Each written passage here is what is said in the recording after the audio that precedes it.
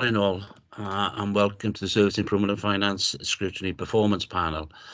Can I start off by going to the agenda? First item is the apologies for absence. Michelle?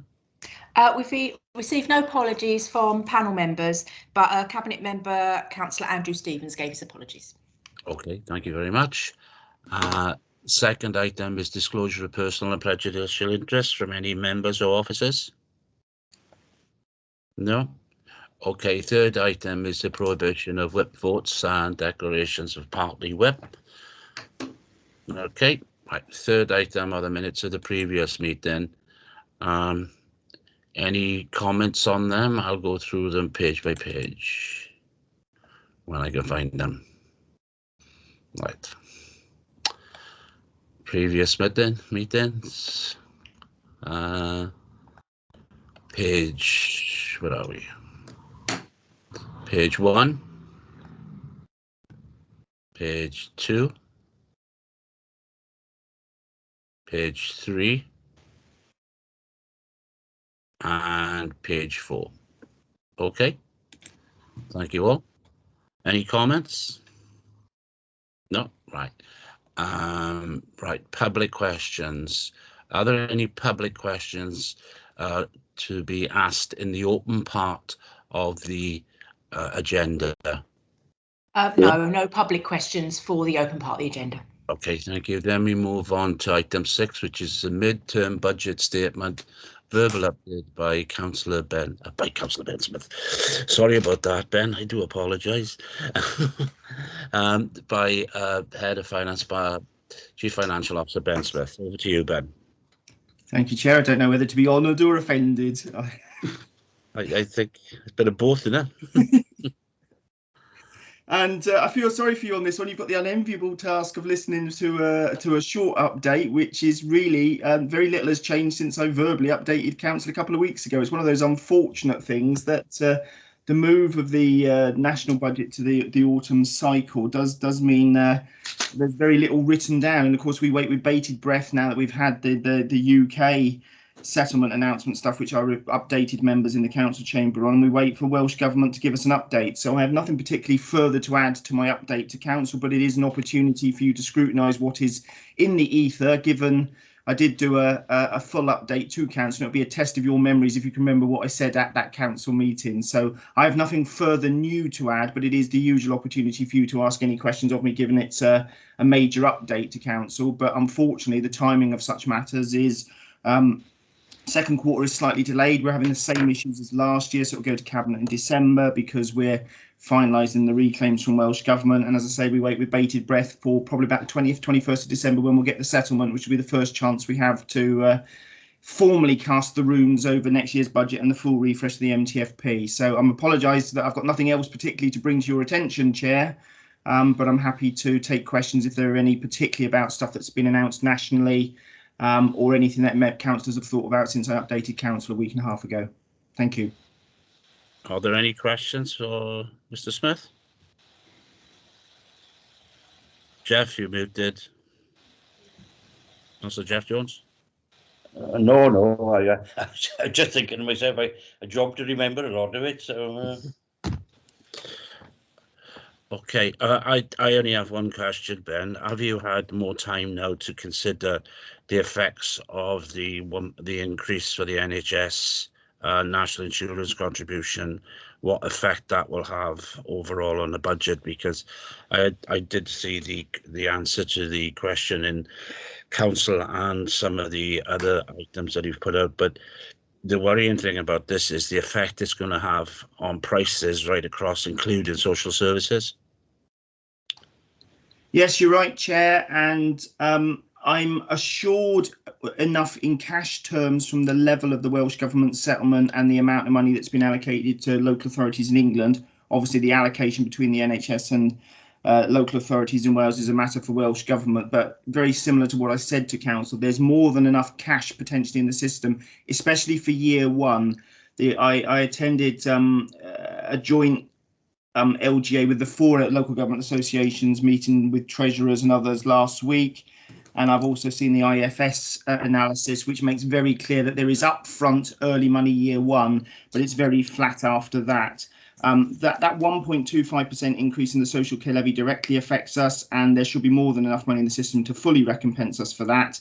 I think councils in England and in Wales will be calling out to the respective governments if the final settlements it's about 9th of December for England and the 21st for us do not give us sufficient cash to neutralise that. You're also absolutely right, Chair, that those NI increases affect other sectors and will then ultimately indirectly affect us.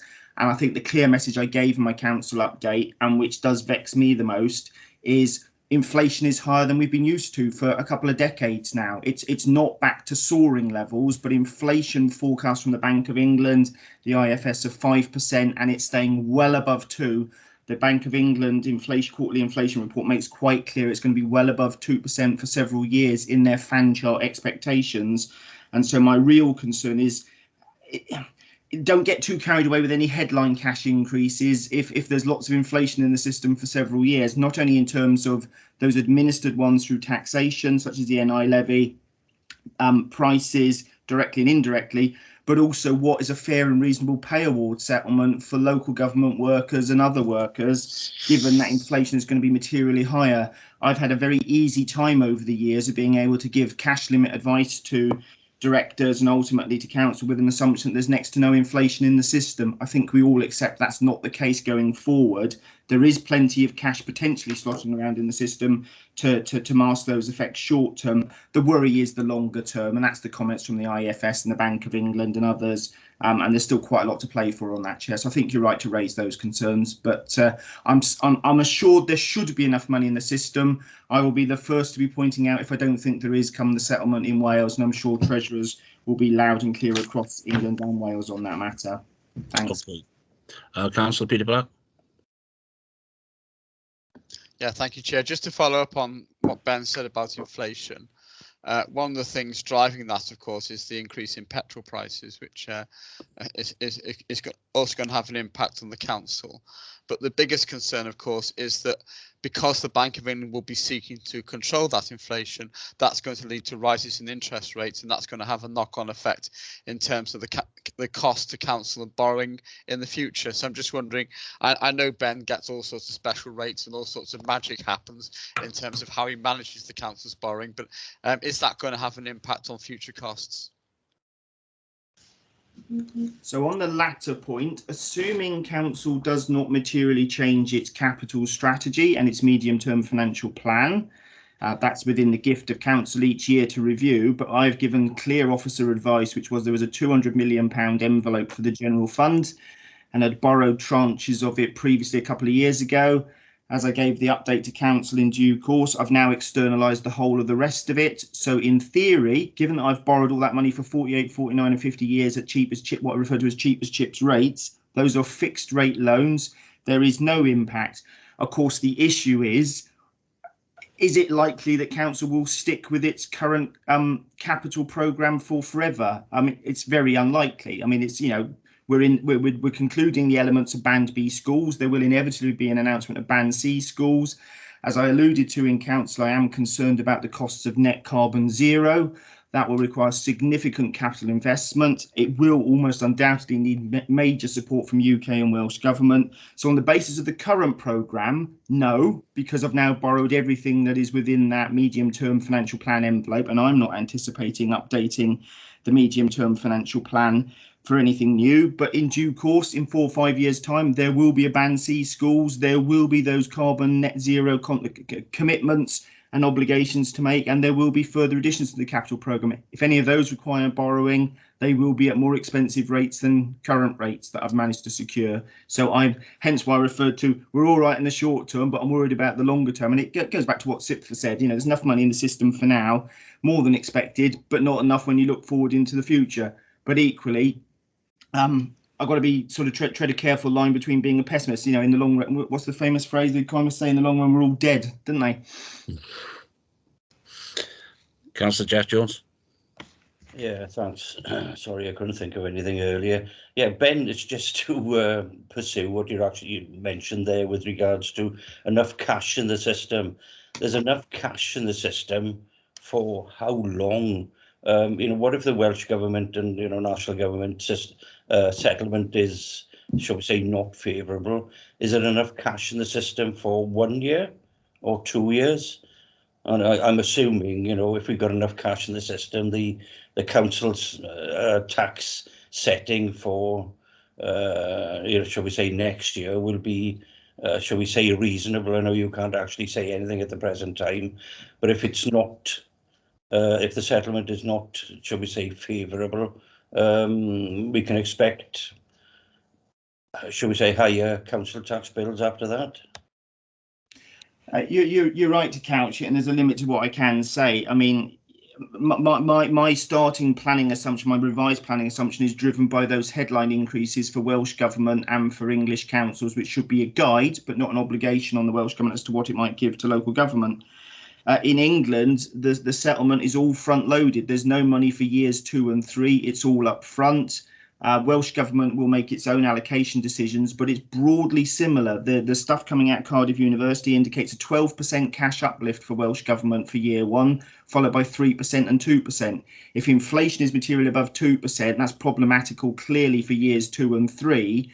That's the main reason why I'm saying there's plenty of cash in the system for year 1. I can't really speculate on what the figure would be, but clearly it is an operand for any given budget, and budgets nominally are going to have to go up for those pay, price, administered tax things that we've already been talking about.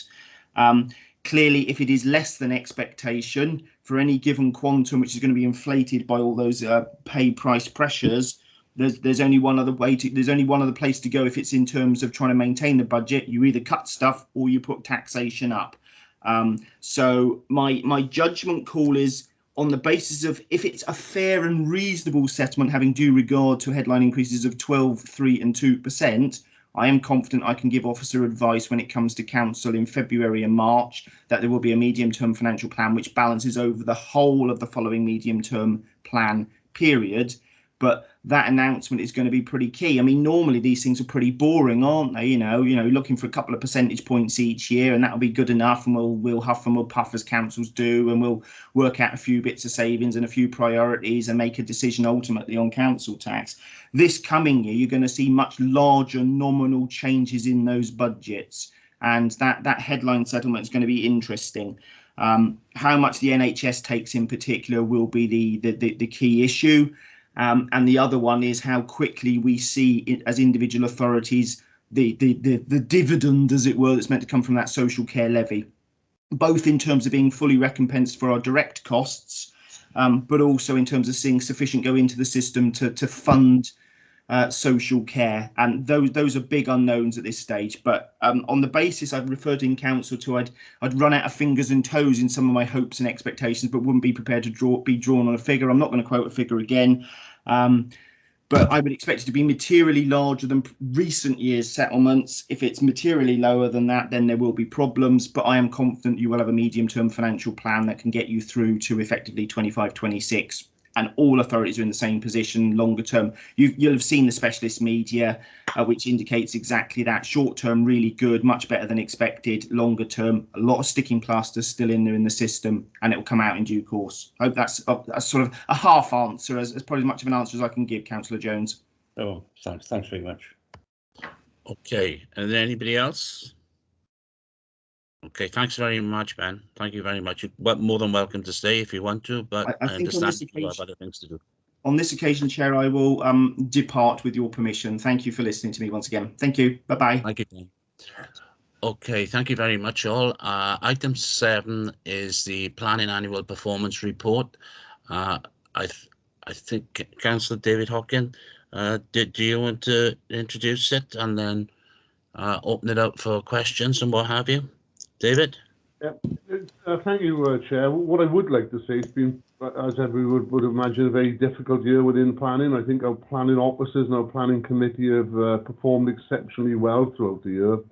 We have got some issues related to enforcement, but what I don't want to do is actually steal the thunder of our officers. But I would like to put on record my thanks for, as I said, the planning committee and our planning officers during this difficult time. And would suggest we bring in Ian, Tom, or Phil, if that's possible, to go through the report. Thanks, Chair. Okay, thank you, David.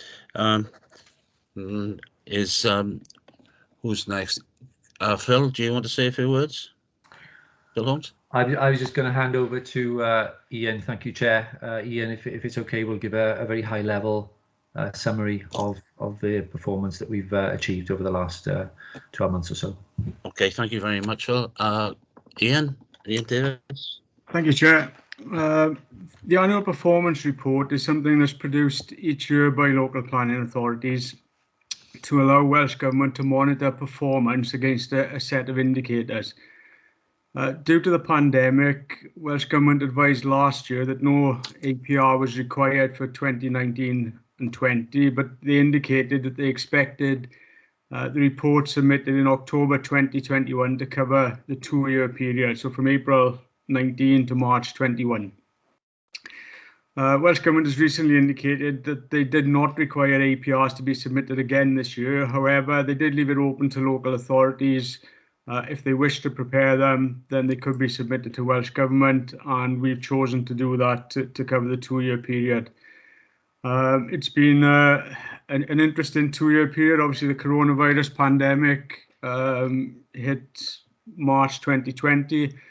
It meant officers had to work from home. Whilst we had systems set up to allow us to do that, we did have to change some of our working practices.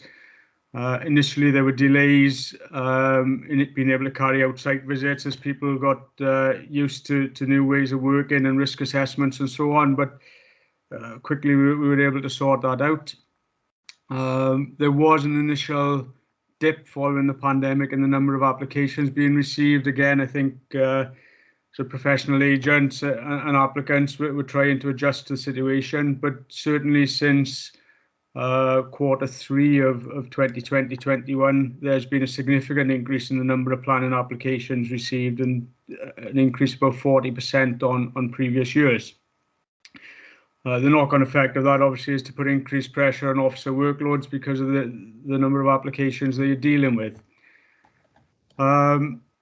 Enforcement, again, there's been an increase in the number of complaints. We suspect it's people are at home, they see more of what's going on in their areas, reporting complaints to us.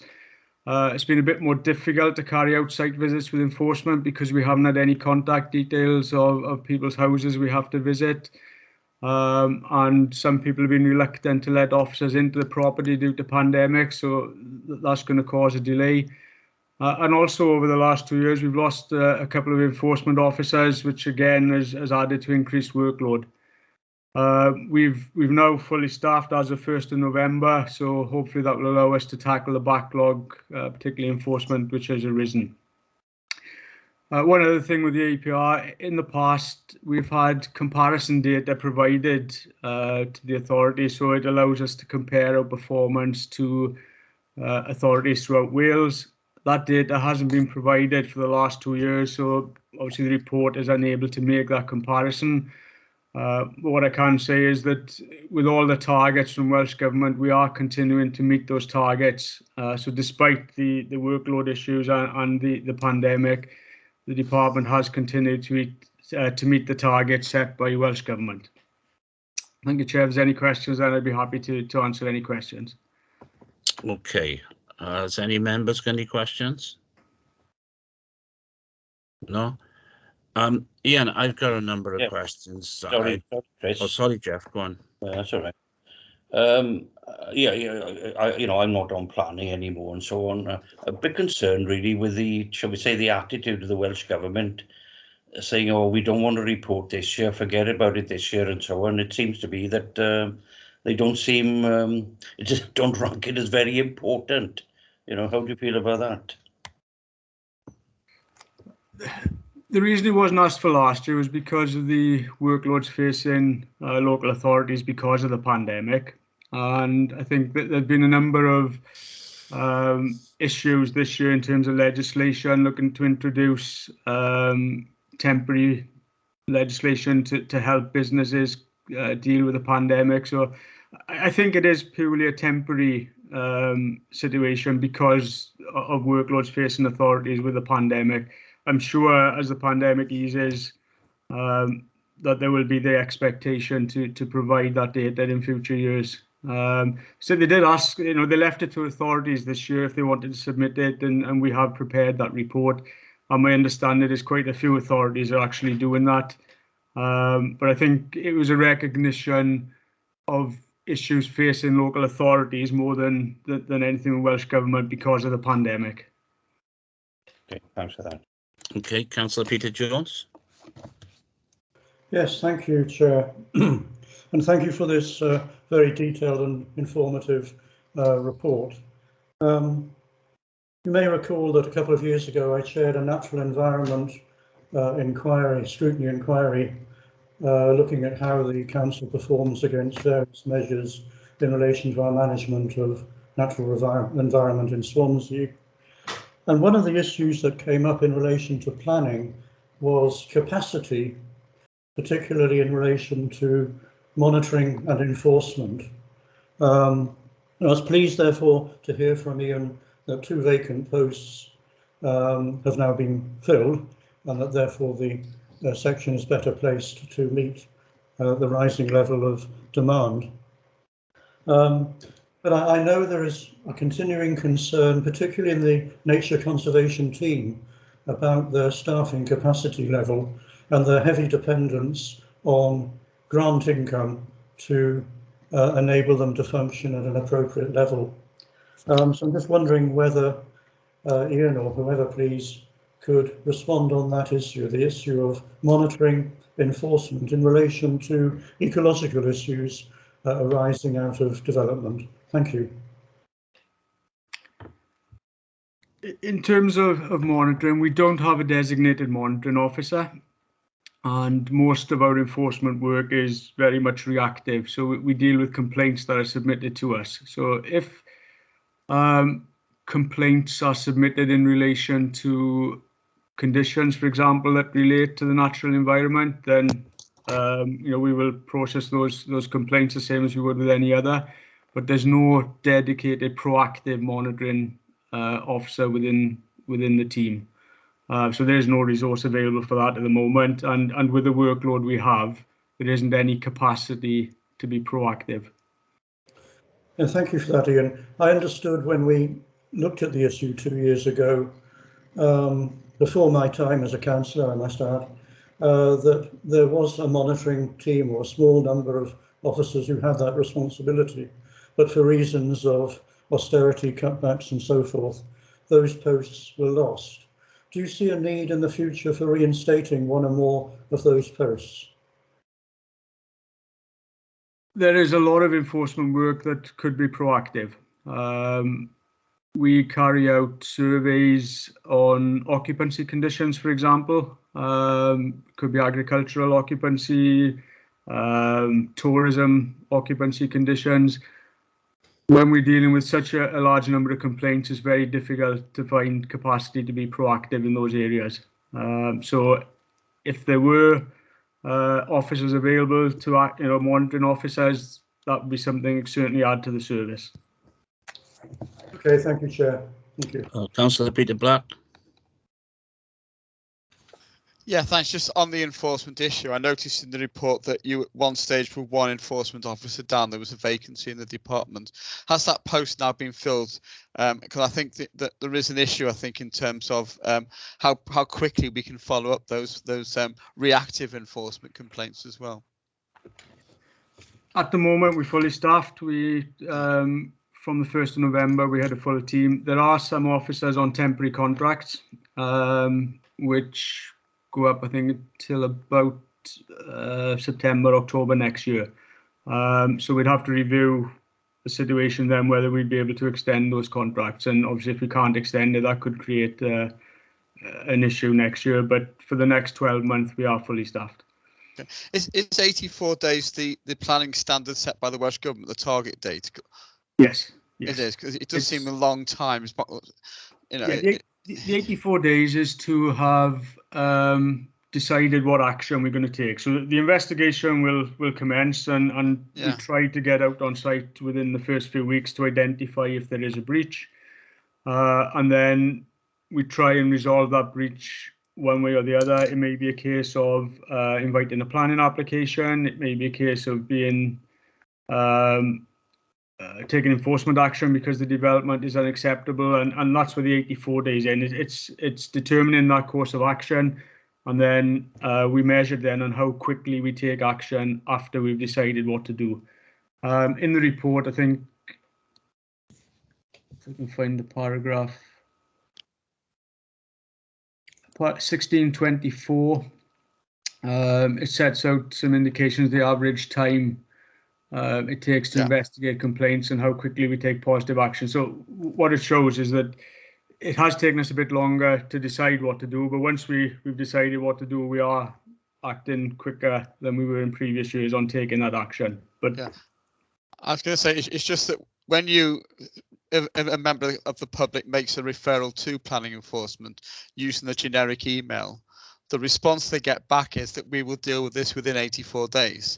Which does seem to put people off a lot and give them an impression that it's not urgent. And I've just referred one to, as you know, Ian, a few days ago, where that happened, and the person concerned thought, "Oh my God, I'm going to have to wait 3 or 4 months before they get to see me." And maybe we could look at how that's phrased on that that response.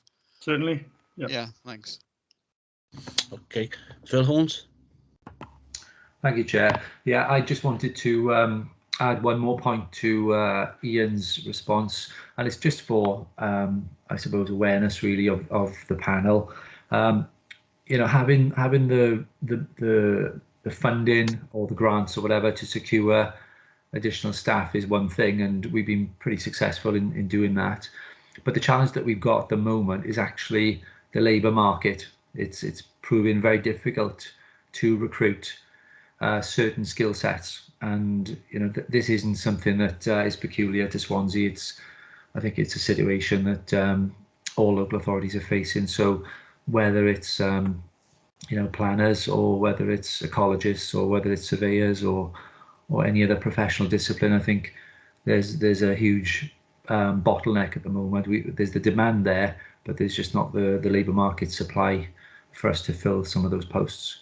And I'm seeing that now, certainly across the region in discussion with colleagues. And I don't think that situation is going to improve anytime soon, because of course, you know, those sorts of people take time to train, to come through the system as graduates. And it's something that we're having to work through. You know, it may come a point where we're having to develop our own staff via apprenticeships or trainees, or that sort of thing. So we're thinking outside the box a little bit. But I just thought I'd make you aware of that, because it is a bit of a constraint on our performance going forward. Okay, Councillor Linda James. This is a comment rather than a question. This issue of staff and retention isn't just planners. I can see it happening in other departments in the council. But if we're only giving people temporary contracts, if they get an opportunity for a full-time permanent post, they're going to move, and that we're not going to retain them. We need to be considering right from the start how to retain the staff that we do employ. Okay, Councillor Des Thomas. Yeah, thank you, Chair. Apologies for my late attendance. I was in an extended telephone conversation with a council officer. The comments Phil just made about difficulty in retention of staff and obtaining staff. You mentioned the apprenticeship scheme. I mean, yeah, surely that is something we should be looking at and training our own people for the future. So how do we progress that? We're in discussions already with Martin Nichols, Director, to look at the Police Directorate as a whole, because like I said, it's a wider issue than my service. I think, you know, colleagues in corporate building services and you know, other areas of the business, they're all feeling the same pressure. So we're looking at this as a sort of directorate response, and seeing how we can develop a programme to bring people through the system. And I think that's the way forward for us. Yeah. Obviously, we need fresh blood as well when we can get those people, when they become available to us. because that's always good, bringing new experiences in. But equally, I think growing people, using the mentorship that we've got with some of our staff is really, really important, because then we can train them in our sort of style of doing things as well. So it's probably a nice hybrid model for us. Okay, so do we also need to go to universities who are providing the degree courses? Absolutely, and there aren't enough of them, unfortunately, you know. But nationally, surveying, I mean, this is about planning, but surveying, just as an example, that as far as I can tell, there's no course in Wales that provides property surveyors. So when it comes to regeneration schemes, that's one of the vital skill sets that we need. You know, those people are coming in from, okay, they may live in Wales and then go to, say, Reading or something to university, but then trying to get them back then into Wales is always a bit more difficult, isn't it? So perhaps one of our local universities perhaps should be running these courses, and we'd love to see that. Yeah. Okay, thanks, Phil. Okay, anyone else? No, Ian, I have got a number of questions, but I don't expect really to answer them all at once. The enforcement actions are, when all of us were on planning, we used to have a report occasionally saying what the enforcement actions are. I don't know if that's still the case for non-planning members, if they could see that. How is a charge put on some parcels of land when we do enforcement action, but not on others? I think that's, a couple of people have come on to me about that. The other thing is, if we get fees now for pre-planning advice, are the people who give the pre-planning advice the same planning officers that sit on the panel, and is that advice that they give to the applicant the same advice that they give in the panel? I think that's something that's come on to me. And I think one of the things that although I have spoke to you before about timescales and, you know, the refusals, and also if asking applicants to increase the timescales that they agree to, I think that's one that needs to be talked to as well. And finally, obviously, we all know that the joint working committees that are going to be set up in the future could well have a planning element amongst them. And it would be interesting to find out, and I know the leader has spoke about this, and I'm not sure if Councillor Hawkins is aware of it. You know, what will that consist of, and how will members be allowed to be engaged in that planning scrutiny? Because at the end of the day, planning affects every single councillor and on all our wards. And if we've got these joint committees that cover vaster areas, how is that going to help members? I don't expect answers now, Ian, because and I can send them to you, no problem, and written answers. I can certainly answer some of them if you want me to, Chair. Okay. In terms of reports of complaints, we, following the planning committee meeting, actually, where they considered the APR, we've set up a report to send to members on a weekly basis, which will advise them of all complaints received in their ward. And that is due to be sent, the first one this week. So members will receive a list of complaints we've received from, I think we're going back to the 1st of November. Okay, thanks. In terms of charges on land for enforcement, when an enforcement notice is served, the charge will appear as a land charge. So if no enforcement notice is served, if it's just a complaint, it doesn't appear as a land charge. But when the formal enforcement notice is served, that does appear as a land charge. In terms of pre-app fees, the pre-application inquiry is dealt with by the case officer for the area. So it would be the same officer who would sign off, would deal with the planning application, would deal with the pre-application inquiry. That is then signed off by the area team leader. And then if an application comes to panel subsequently, the panel consists of the area team leaders and myself. So that's the way that the setup works. In terms of agreed timescales, an agreed timescale is one of the measures where Welsh Government monitor performance of authorities, and essentially they look at how many or what percentage of applications we process within the agreed timescale.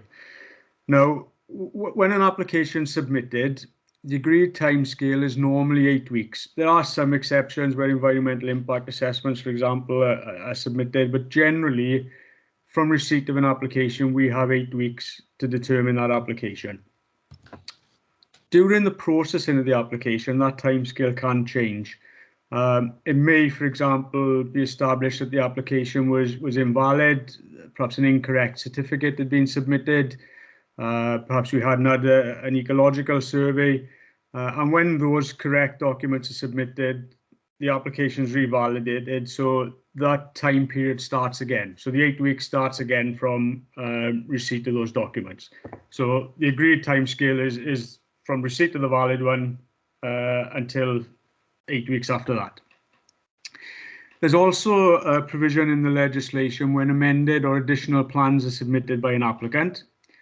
And if during the processing of an applicant does submit amended or additional plans, there's an automatic 4-week extension to the agreed timescale. So there's no agreement required with the applicant. It automatically extends the period for determination by 4 weeks. There will be occasions where it's not possible to determine an application within an agreed timescale. Perhaps an application has to be reported to the planning committee, and because of the dates of committee, it falls outside the 8-week period. Perhaps we're waiting consultation replies from a consultee. And in those circumstances, we will ask the applicant if they are prepared to agree an extension of time. There's no obligation on an applicant to agree that extension, and we would still determine the application, albeit it could be outside the agreed timescale. What the agreed timescale allows is if you go past that agreed timescale, the applicant has the right to appeal non-determination to Welsh Government. So they get a chance effectively if they feel the authority is taking too long to determine their application. They can ask Welsh Government to consider it through the planning inspectorate. The other occasion where agreed timescales can change is if an applicant decides to amend the scheme. Perhaps they've seen consultation responses and they think the application, because of those responses, we're likely to refuse an application because perhaps there's objection or it doesn't comply with policy or guidance in some way. And sometimes an applicant will say, can I submit amendments? In those circumstances, if it's going to take it outside the agreed timescale, we would ask the applicant to agree an extension of time because the performance is measured against that agreed timescale. If the proposal isn't acceptable and the applicant isn't prepared to agree an extension of time, then we would look to determine that application, which would probably be refusal because the scheme isn't an acceptable scheme. So in those circumstances, if the applicant asks us to extend it, but it asks us if they can submit amended plans but are not prepared to extend the timescale for determination, then the likelihood is we would look to refuse it. Clearly, we provide the pre-application advice service. What we encourage applicants to do is use that service so that any issues can be dealt with before an application is submitted, so that once the application is submitted, it should go through the system a lot quicker. The final question, I think, was about the CJCs, the joint committees. Yeah. I haven't had much involvement directly myself. I know Tom is in the meeting, Tom Evans. He's been more involved than myself, so perhaps Tom can perhaps give a bit of information on how they're progressing at the moment. Yes, happy to. Thanks, Ian. At the moment, there is a programme of engagement both at chief officer level, at senior officer, and obviously political discussions as we move towards a regional approach to planning. Obviously, it's a work stream. Planning is a work stream that's going to be done increasingly on a regional level amongst the Southwest region. also in terms of economic well-being and transport as well. So we are the legislation is in place, and we have a number of those, as I say, those sort of work streams up and running in terms of the mechanics of getting the CJC up and in place, but also how we're going to go about that in terms of feeding into it as officers in terms of work on the ground. So a lot of it is more about the forward planning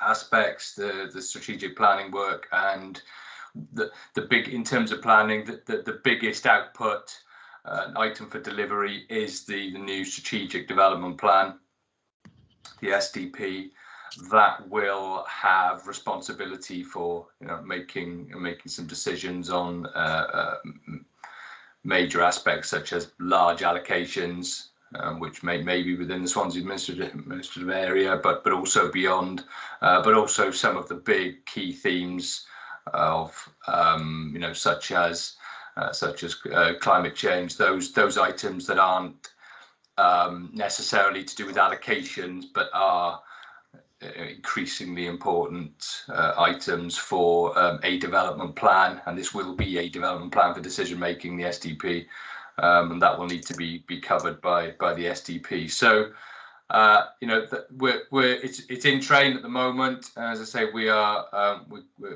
gearing up now to understand what the levels of resource need to be to take that forward from next year and the years beyond, but also what the actual the work that will need to be done by those officers in post, how we will work together as authorities. Need to maintain our independence as individual councils, but we know we have this responsibility to produce the plan at a regional level.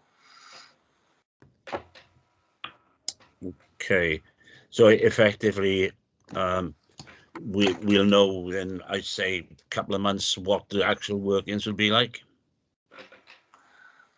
I think as we get into early next year, and certainly gearing up to the beginning of the next financial year, is when some of those decisions about the financing and so on will need to be made. So we'll certainly have a better idea then. Okay, right. Thank you very much. Any other members got any other questions? No? Can I thank you, Ian, and thank you, Tom, and thank you, David, for coming here this morning. I know this was perhaps different to what the other scrutiny been on the report back on the annual planning, but as you can see, there has been some interest in planning by quite a number of us. So thank you again for coming, and I do appreciate it. All right, can we move on now to item 8 on the agenda, which is the letters? Have we any comments on them? No? Okay, then we have the work programme, which, as you can see, we are in November. Obviously, the December one is recycling, Q2 budget monitoring. I don't know whether that will be, and the pre-decision scrutiny on the final draft budget. Okay, any comments on that? No. Okay, then we now have to move to item 10 on the agenda, which is the exclusion of the public. Now, there's a couple of paragraphs that need to be exercised here. One is the fact that we have got a third party privileged due to the fact of finance and the lease arrangements with that third party. But on top of that, we also have legal privilege that we need to exercise as well. So therefore, I ask the members of the panel to agree to the exclusion of the public for the discussion on item 11. I move, Chair. Yeah. You move? Oh, yeah, second. Yeah. Seconded. Debbie, do you want to say anything to reinforce that? Just to make it clear, Chair, thank you for that. You've covered it really well. It's paragraphs 14 and 16, but in terms of paragraph 16, it's not noted on the report, but you're right to raise it because there is information in there to which legal professional privilege can be maintained, because there's obviously notices having been served, potential litigation contemplated, but also legal advice on there. And the only point I was going to make, Chair, is that whilst there's a public interest test for paragraphs 14. There isn't a public interest test for paragraph 16 and legal privilege. Councillors can, on occasions, waive the privilege, but that would be something that Cabinet would do as the decision-making body. They could decide whether to waive privilege, and I don't think it would be possible for Scrutiny to waive privilege. So I think you're bound to, in effect, make this report exempt. I don't know whether that assists your deliberations or not. No, I think we are all pretty clear about what I said, Debbie, and that is the fact that there's two types. The two issues are quite important. One about our third-party leasee, and the fact that there is legal privilege. If the Cabinet want to do something different, that's entirely up to them. Yeah. But I think as a scrutiny board, we would follow the advice and exclude the public. Yeah, I still move, Chair. Yeah, I had Des has moved. Councillor Mary Jones has seconded.